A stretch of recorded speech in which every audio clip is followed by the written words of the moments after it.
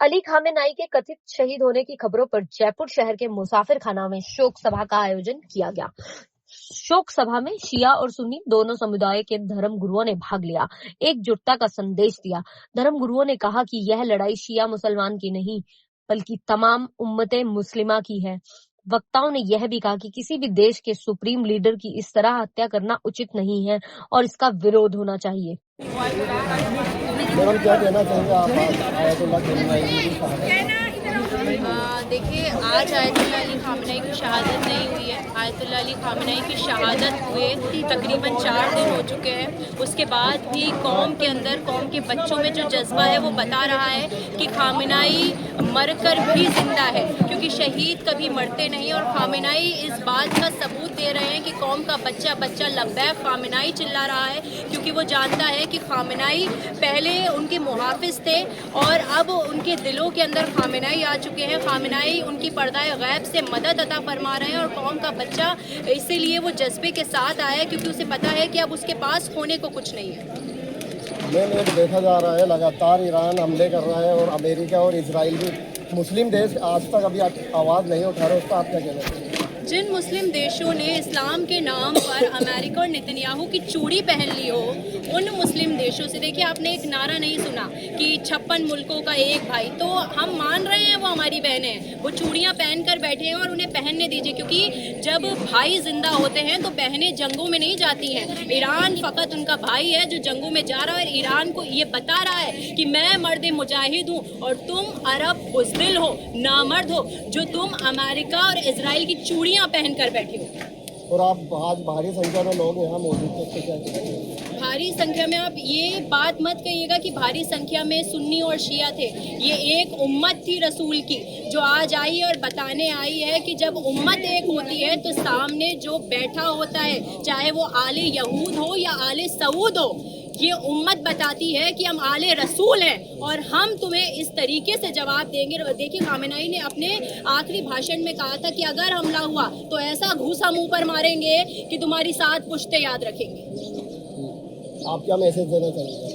Message यही है कि इजराइल, आप देखिएगा जल्दी आप ये खबर चलाएंगे कि इजराइल हार रहा है, नेतन्याहू हार रहा है, ट्रंप मुंह की खा रहा है, क्योंकि ट्रंप इतना बुज़दिल है कि अल्लाह अकबर की नारा एक बार लगा था और ट्रंप भाग गया था स्टेज छोड़ के। और खामेनेई वो है कि बम ब्लास्ट हुआ था और उसके बाद भी खामेनेई वहाँ पर भाषण दे रहे थे। तो ये कौमी जज्बा है। ये माएँ किसी उस आदमी को पैदा नहीं करती हैं जो बुज़दिल हो और मैदान से भाग जाए। ये माएँ उन लालों को पैदा करती हैं। ये जहरा के लाल हैं, ये अली के मुजाहिद हैं जो जंगों से भागा नहीं करते, जंगों से फर्रार नहीं होते। ये हैदर कर्रार के बच्चे हैं, ये लड़ेंगे और ता कयामत लड़ेंगे। हमारे मासूम बच्चे भी लड़ेंगे। और ये बात इस चीज़ की नहीं है कि हम किसी देश से जंग करना चाहते हैं, हम किसी देश से जंग नहीं चाहते हैं। हम सिर्फ एक मैसेज देना चाहते हैं कि ये बात हमारे पहले काबे की है और काबे के लिए मुसलमान शहीद होने को तैयार है। और जो लोग हम पर ये सवाल उठा रहे हैं कि तुम हिंदुस्तान में रहते हो, खामेनेई पर क्यों रो रहे हो, क्यों ना रोए भाई। बुद्धिस्ट के लिए दलाई लामा है, क्रिश्चियंस के लिए उनके पोप है, हमारे लिए हमारा रहबर खामेनेई था। और अगर आप कल को ये बोलोगे कि आप सऊदी क्यों जाते हो, आप तो हिंदुस्तान के वफादार बनकर रहो, हज और उम्रा पे मत जाओ, तो जाना छोड़ देंगे क्या आप लोग? कोई नहीं छोड़ेगा।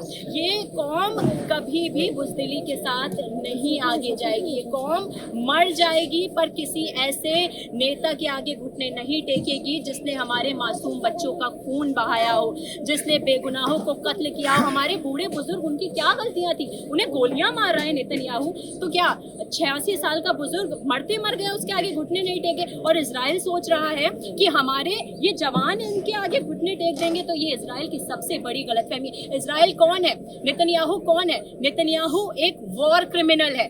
नेतन्याहू के खिलाफ आईसीसी के अंदर अरेस्ट वारंट है। आईसीसी के अंदर न जाने कितने देश आते हैं, नेतन्याहू उन देशों में नहीं जाता है। उसे इस चीज का डर है कि उसे वहां से अरेस्ट कर लिया जाएगा। नेतन्याहू इसलिए इसलिए उन देशों में नहीं जाता है। और आपको ये बात बता दूं कि नेतन्याहू के अंदर अपने ही देश में करप्शन का केस चल रहा है। जैसे ही करप्शन की ट्रायल आगे बढ़ती है, या तो वो बुजदिल बीमार पड़ जाता है या किसी नए देश पर हमला कर देता है। और इस बार उसने हमला किस पे करा, टारगेट किस पे करा, खामेनेई पर। क्यों किया? क्योंकि वो जानता था कि वो जेल जाएगा, क्योंकि वो जानता था कि वो तमाम दुनिया के अंदर उसको थू कर रहे हैं लोग। नेतन्याहू का नाम लेते ही लोग कहते हैं कि नामुराद है, बुजदिल है, बद अखलाक है। और वही हाल नेतन्याहू का है। एप्स्टीन फाइल का नाम सबने सुना है। जैसे ही एप्स्टीन फाइल का मुद्दा उठने लगा, नेतन्याहू ने सोचा अमेरिका में ही घिर रहा हूँ। नेतन्याहू के आधे से ज्यादा सैनिक खुद अमेरिका के खिलाफ है। अमेरिकी सैनिक कह रहे हैं कि हम नेतन्याहू और इजराइल के लिए नहीं लड़ना चाहते। उसके बावजूद ये बुड्ढा, ये बेवकूफ, ये मैं क्या कहूँ उसके लिए, ये बेवकूफ शख्स है जिसके बारे में आप ये मान लीजिए कि ये पागल खाने से भागा हुआ पागल है जो हर किसी के पीछे भागता है। ये वो पागल कुत्ता है जिसे गोली मारने की जरूरत है, क्योंकि पागल कुत्ते जब पागल हो जाएं तो उन्हें गोली मार दी जाती है। और यही हाल ईरान, नेतन्याहू और इजराइल का करेगा। क्या बोल रहा है अमेरिका? अमेरिका बोल रहा है कि ईरान का जो अगला सुप्रीम लीडर बने वो अमेरिकी प्रेसिडेंट किससे पूछ के बने? ट्रम्प से पूछ के। तुम्हारे बाप का राज है? ईरान तुम्हारे बाप का है? ईरान हमारे बाप का है। ईरान के अंदर सुप्रीम लीडर वही बनेगा जिसे उम्मा चाहेगी, जो उम्मा के हक में बोलेगा।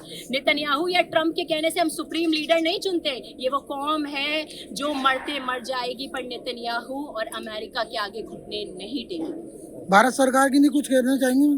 देखिए, भारत सरकार के लिए मैं कुछ नहीं कहना चाहती हूँ। सिर्फ इतना कहना चाहती हूँ कि भारत सरकार के मेहमान बनकर 130 नेवी के जवान आए। भारत सरकार ने उन्हें मेहमान बना के बुलाया और महासागर में, हिंद महासागर में उस नेवी को डुबा दिया गया। भारत सरकार को जवाब देना चाहिए कि हमारे मेहमान थे, उनके ऊपर कब हमला किया गया जब उन्हें नहीं पता था कि उन पर हमला किया जाएगा। ये बुजदिली है। हमारे मेहमान थे, वो भारत के मेहमान थे, उन्हें डुबो दिया गया। भाई हम कब तक नहीं बोलेंगे? हम बोलेंगे। मैं बता रही हूँ कि किसी लीडर का स्टैंड कुछ भी हो, हिंदुस्तान की उम्मा एक है और वो ईरान के साथ है। जिंदगी का किरदार इत्तेहाद था, मेल था, मोहब्बत था, भाईचारा था। खामनाई मर गया है, लेकिन हम इस मुसाफिर खाने से पूरी दुनिया को और बिलखुसूस अमेरिका और इस्राइल को ये आवाज दे रहे हैं, खामनाई मरा है। उसका हदफ कल भी जिंदा था, आज भी जिंदा है। उसका हदफ था इत्तेहाद, उसका हदफ था मिल्लत, उसका हदफ था मेल मोहब्बत, उसका हदफ था शिया सुन्नी भाई भाई। जो आज हम इस मकाम से ये बुलंद होके चीख चीख के आवाज दे रही है, शिया सुन्नी भाई भाई, ला शरकिया वला गरबिया, इस्लामिया इस्लामिया। हम एक हैं और यही वजह है मैं किलीदी और कीवर्ड आपको बताना चाहता हूं। कमजोर होगा और जितना हम टूटेंगे दुश्मन उतना ही कभी होगा। लिहाजा इस मंच से और इस जगह से हम आवाज देना चाह रहे हैं। हम कुरान के नाम पे एक है, काबे के नाम पे एक है, सरकार रसालत के नाम पे एक है, खुदा है वहदहू ला शरीक के नाम पे एक है।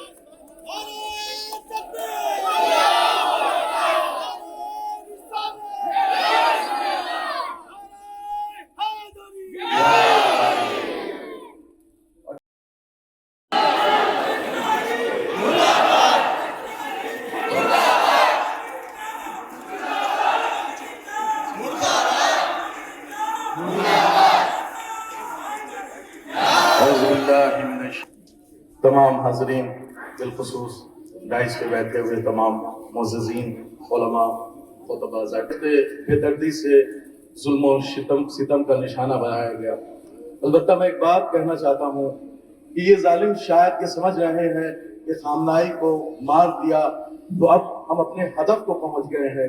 हम उनसे इस छोटी सी जगह से ये आवाज देना चाह रहे हैं कि ऐ जालिमो, आओ देखो इस शहर जयपुर में और उसके इस मुकद्दस मकाम पे आके देखो कि अगर तुमने खामनाई को मारा है तो ये मुत्तहिद मजमा तुम्हें ये चीख चीख के आवाज दे रहा है कि खामनाई शख्स नहीं था, खामनाई शख्स नहीं था, खामनाई एक किरदार था, खामनाई शख्स नहीं था, खामनाई एक किरदार था। तुमने शख्स को मारा है, शख्सियत को नहीं मारा है।